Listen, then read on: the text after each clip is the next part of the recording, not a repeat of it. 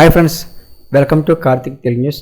Friends, ఇవాళ పెద్ద పులికి సంబంధించి ఒక ఇంపార్టెంట్ అప్డేట్ న్యూస్ అయితే రావడం జరిగింది. దీనికి సంబంధించిన వివరాలు అయితే ఈ వీడియోలో పూర్తిగా తెలుసుకుందాం. ఫ్రెండ్స్, దయచేసి ఈ వీడియోని ఎక్కడ స్కిప్ చేయకుండా చివరి వరకు చూడండి. అలాగే మన ఛానల్ సబ్స్క్రైబ్ చేసుకున్న కథగా సపోర్ట్ అవ్వండి.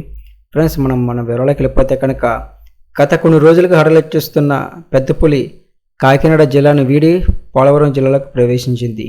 ఇక ప్రతిపాడు మండలం బాపనధార కొండల నుంచి పోలవరం జిల్లా రాజవొమ్మంగి మండలం ఉర్లాకులపాడుకు చేరింది. ఇక వెళ్ళిన దారిలోనే పులి మళ్ళీ వెనక్కి వచ్చినట్లు అటవీశాఖ అధికారులు అయితే చెప్తున్నారు.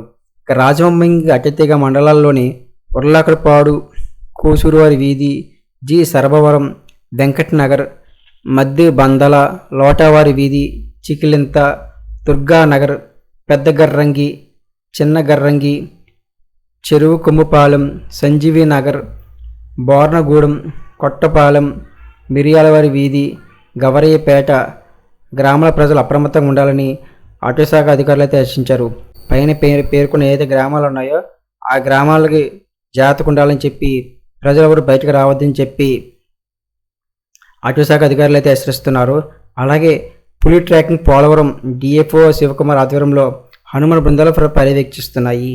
సో ఫ్రెండ్స్, అలాగే ఈ పెద్ద పులి అయితే కనుక పొలంలో అయితే ప్రవేశం జరిగింది. పైన పేర్కొన్న గ్రామాలు అయితే ప్రజలు అయితే ఎవరైనా ఉన్నారో వారంతా అప్రమత్తంగా ఉండాలని, ప్రజలు ఎవరో ఒక్కరిగా బయటకు రావద్దని, ఏమైనా పని నుంచి గుంపులుగా బయలుదేరాలని చెప్తున్నారు. సో ఫ్రెండ్స్, ఇది అప్డేట్ న్యూస్.